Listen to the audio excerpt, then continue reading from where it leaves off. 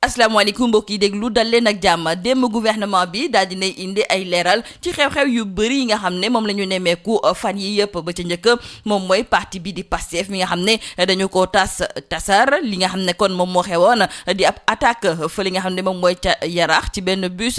bu AFTU ak tamit ndax réewum Sénégal dinañu bokk ci ñi nga xam ne dañuy ànd ak waa CEDEAO ngir dem cong fa li nga xam ne moom mooy ca Niger ci wàll gi ni melo culikaay bii di Sud Quotidien moo ñu xamal ne démb gouvernement bi tontu na ci lépp ba ca njëkk ki nga xam ne moom mooy Abdou Karim Fofana daal dina ciy jukki te mu jublu ci tas bi nga xam ne tas nañu ko parti bi di Pastef moom mi nga xam ne moom moo yore kàddu gouvernement bi daal dinay xam le ne parti bi di Pastef boo ko gisee ak boo ko déggee rek sa xel day dem ci fitna te nag parti bi ni mel kenn du koy bàyyi muy daal di wéy fii loolu nag moom moo tax ba ñu daal di koy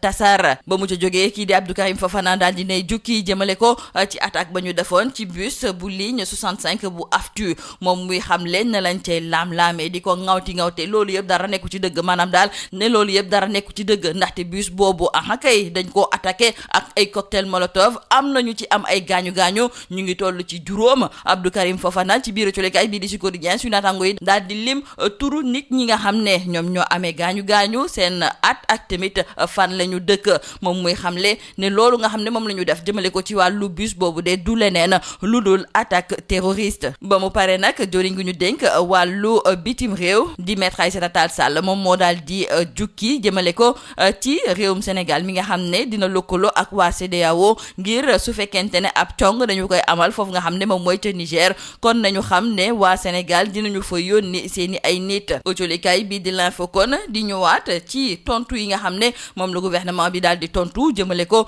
ci lii nga xam ne daal moom mooy ay xew-xew yu fës ci fan yi suñu natango yu l'info sax daal di ci yokk affaire Juan Branco ni ci wàll gi ni mel sax joriñ gu ñu dénk wàllu bitim réew di Maître Aïssata Tall Sall moom moo gis sax ne waruñu woon sax di jukki mbirum Juan Branco ci ab daje boo xam ne gouvernement wu Sénégal daf koy amal ak taskatu xibaar yi ndaxte mbir bu ñàkk fayda la rax ci dolli sax kooku di Juan Branco ku ñàkk fayda la moom muy xam le ne mu def ba dugg fii ci biir réew mi moom ci boppam toog di ko wax sax loolu mbirum ku ñàkk fayda dong moom moo koy def Aïssata Tall Sall doon xaar kon ab avocat bu am fit avocat boo xam ne du nëbbutu ci ay jëfinam ñu daal di jukki ak colikaay bii di laas ci tànneef gi nga xam ne ba léegi waa Benno Bokk Yaakaar ñoo ngi koy def ngir xam kan moo nar a samp seen ndënd ci wàllu élection présidentielle bi nga xam ne moom la ñu dëgmal colikaay bii di laas mi ngi ñi xamal ne démb amoon na ab ndaje fa li nga xam ne moom mooy ca palais présidentiel foofu nag la ñu daal di génnee benn liste boo xam ne dañ cee dëxëñ ñii nga xam ne ñoom ñoo bëgg a nekk candidat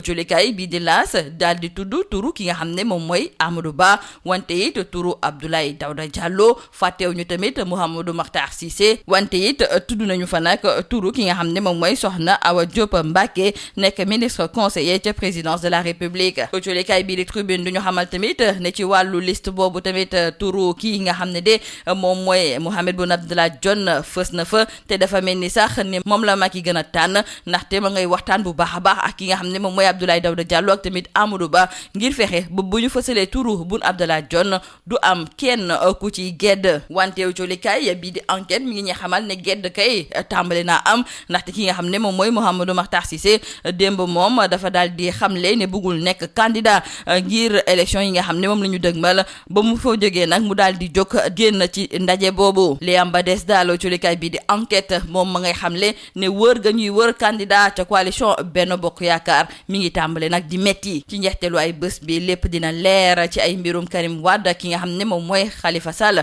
colikaay bi di la mandat daal di gis ne ñoom de la ñu bëggoon kon dinañu ko am maanaam daal ci wàllu dialogue politique bi ñoom gis nañu ci seen bopp ci ay mbirum Ousmane Sonko la ñuy daal di jukki ndaxte colikaay bii di critique mi ngi ñuy xamal ne juróomi fan a ngi nii ginnaaw ba mu tàmbalee di xiifal boppam ndax li nga xam ne nag moom la Sonko di def ab xaru la bu ñu xamee daal ne moom fu mu nekk nii dafa daal di jël décision ne dootul lekkati ba keroog ñu koy génnee ca kaso ba ndaxte moom dafa daal di bugg a won waa Sénégal ak tamit àddina bi wërngal kàpp ne ab injustice dëgg la ñu teg ci ndoddam parti bii di Pastef colikaay bii di yor bi mi ngi ñee xamal ne léegi ay ndaw ñoom ñoo ko ŋànk ñu daal di ci ràññee ku ci mel ni Ngagne Demba Touré ak tamit Ousmane Diagne ñaax ñooñu ñoom ñoo jël seen responsabilité ne dañuy wéyal xeex bi nga xam ne nag dañu koy xeex ngir ñu respecter liberté yi ak tamit bépp droit boo xam ne am nañu ko ci wàllu constitution bi ñu wax ci wàllu tàggat yaram suñu gaynde yu jigéen yu yëngatu ci wàllu basket démb am nañu ndam ci kaw waa Mali bi nga xam ne nag moom moo leen dóoroon ci match yu njëkk ya wante démb de kii nga xam ne moom mooy Sierra Diarra moom moo ñu ci génne ndaxte démb daal di ne wane mëninam culikaay bii di stade di ñu xamal kon ne suñu gaynde yi dinañu daje ci final ak waa Nigéria te bu boobaa buñ ci amee ndam dina nekk fukk ak ñaareeli titre bi nga xam ne ñoom bëgg nañ ko fi amal. ci wàllu lamb culikaay bii di suñu lamb daal dinay waxtaan ak kii di Kati Diop nekk kiy tàggat Gris Bordeaux ma ngay ñëwaat ci combat bi ñuy xaar ci diggante Gris Bordeaux ak kii di Ama Baldé moom mu di Kati Diop di xamle ne waa Fass soxla nañu temps bu bëri ngir gën a mun a waajal seen bopp ci wàllu combat boobu. jeexalee ko culikaay bii di Libération ma ngay ñëw ci tiitaange gu métti goo xam ne nag démb ñi duggoon ci biir vol HC 407 bu Air Sénégal International daal dinañu koy am ba ñu jógee ca aéroport ngir war a mun a dem fële nga xam ne moom mooy ca New York ndaxte culikaay bii di Libération ma nga ñuy nettali ne avion bi ma nga doon daw bu baax nag laata muy décoller wante dafa jékki-jékki rek daal di freiner ñu nekkoon ci biir avion bi daal di tiit tàmbale di tudd yàlla ak i tari ay saar ndaxte la xewoon ci waxtu boobu dafa yóbbu woon seen fit culikaay bii di Libération di ñu xamal ne noonu la ay passager dem waxtaan ak équipage bi ñooñu wax leen daal ne problème technique bu ndaw la rek nee na sax ay gunóor ñoom ñoo daal di dugg ci ay tube yoo xam ne daal dafa tax ba seen calcul ci wàllu vitesse bi daal di yàqu après mu am yenn ci ay passagers yoo xam ne ñoom wóolootuñu toog ci biir avion bi noonu la ñu daal di wàccee daal di maye nag billets yi nga xam ne moom la leen waa Air Sénégal jébbaloon ñeneen ña fa desoon moom dañoo toog ba sonn ci biir avion bi laata nag muy jógee fa li nga xam ne moom mooy ci aéroport international Blaise Diagne lii moo nekkoon mbokk julikat yi li gën a fës ci biir julikaay yii ñu leen di ñaanal njeextalu bës ak jàmm. Mesdames et messieurs, bonjour. Dissolution du parti Pastef les Patriotes, attaque du bus d'Aftu, putsch au Niger, le gouvernement dit tout. C'est d'ailleurs le titre qui barre la une du journal Sud Quotidien. Hier, le porte-parole du gouvernement, Abdou Karim Fofana, par ailleurs ministre du Commerce, a justifié la dissolution du parti Pastef par une apologie excessive de la violence. En conférence de presse, il a lourdement chargé le parti du maire de Ziguinchor, Ousmane Sonko, actuellement en détention à la prison de Sébikotane. Ensuite, le porte-parole du gouvernement s'est prononcé sur l'attaque du bus de la ligne 65 d'Aftu. Et selon Abdou Karim Fofana, les blessés de cette attaque sont au nombre de 5. Il a même donné les noms et les âges, de même que leur lieu d'habitation. Mais pour ce qui est de l'identification des morts, il déclare que ce n'est pas encore possible car les corps étant fortement calcinés. Ensuite, Abdou Karim Fofana a jugé l'acte très grave, mais souligne-t-il, ce n'est pas l'œuvre de brigands et d'après ce qu'il sait de l'enquête, ce sont 7 personnes encagoulées qui sont venues attaquer un bus, y jeter des cocktails Molotov. Bref, cette attaque du bus n'est rien d'autre qu'un acte terroriste, poursuit-il. Et enfin, nous disent nos confrères du journal Sud Quotidien, concernant la force de la CEDEAO au Niger, retenons avec Maître Aïssata Tall Sall, ministre des Affaires étrangères, que le Sénégal enverra ses hommes. Hier donc, nous disent nos confrères du journal L'Info, le gouvernement est passé à l'offensive,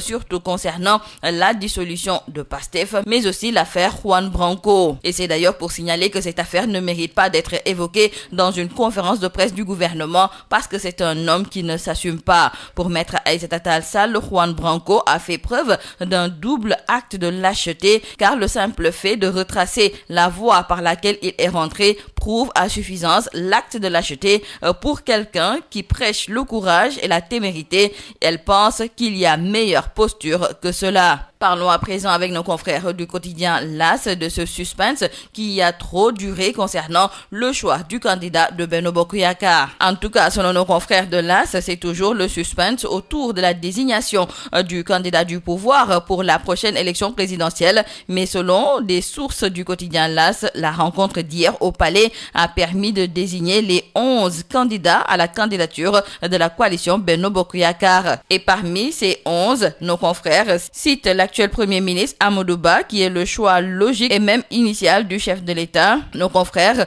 citent aussi les noms de Abdoulaye Daouda Diallo, le choix du cœur, et des apéristes de lait, Mohamed Boun Abdallah Dionne, le Medvedev de Macky Sall, le ministre de l'Agriculture Aly Ngouille Ndiaye, l'ex-ministre de la Santé Abdoulaye Diouf Sarr et la première première surprise, selon nos confrères du quotidien L'As, c'est la candidature de Mamadou Makhtar Cissé, qui depuis son éviction du gouvernement s'occupe de la construction de la mosquée de Tivaouane. Nos confrères de L'As listent aussi les noms de Sokhna Awa Diop Mbacké, ministre conseiller à la présidence, ancien vice-consul à Paris et responsable national des femmes de l'Alliance pour la République en France, de même que Maître El Hadji Diouf et de Serigne Gueye Diop, maire de Sandiara. Nos confrères du journal Tribune constatent donc que la liste des candidats à la candidature de Benno s'est rallongée. Ils sont une dizaine de candidats. Cependant, nos confrères sont convaincus que Macky sécurise le choix Boun Dionne, car le chef de l'État a fait signer une charte à Abdoulaye Daouda Diallo et Amadou Ba pour éviter toute rébellion. Retenons enfin avec nos confrères du journal Enquête que concernant cette recherche de candidats pour Benno, une recherche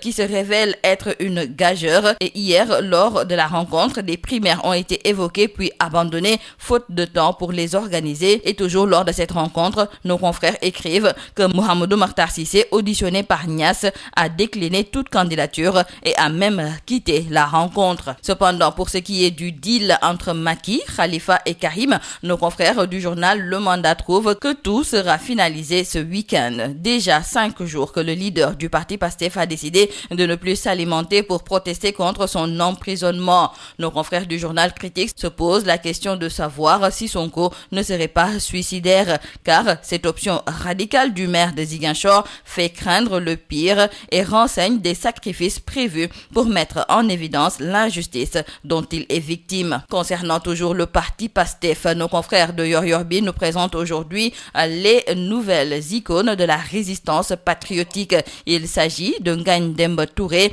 et Ousmane Diagne, deux jeunes patriotes qui ont pris la responsabilité de mener le combat pour le respect des libertés et les droits garantis par la Constitution. Parlons sport à présent. Hier, les Lions ont pris leur revanche sur le Mali. Nos confrères du quotidien du sport Stade nous indiquent donc que concernant l'afro-basket féminin, le Sénégal se qualifie en finale. Les Lions viseront un 12e titre contre le Nigeria. En lutte, nos confrères de Sunu Lamb se sont entretenus avec Kati Diop, c'est le coach de Gris Bordeaux. Et concernant le combat tant attendu entre son poulain contre Ama Baldé, il fait savoir à nos confrères que son protégé Gris Bordeaux a besoin de plus de temps pour préparer ce combat. Et nous terminons par nos confrères du journal Libération qui nous parle de cette grosse frayeur à bord du vol de Air Sénégal International. L'avion à destination de New York qui roulait à toute vitesse pour décoller a brusquement freiné en pleine piste, créant la panique générale. L'équipage accuse des insectes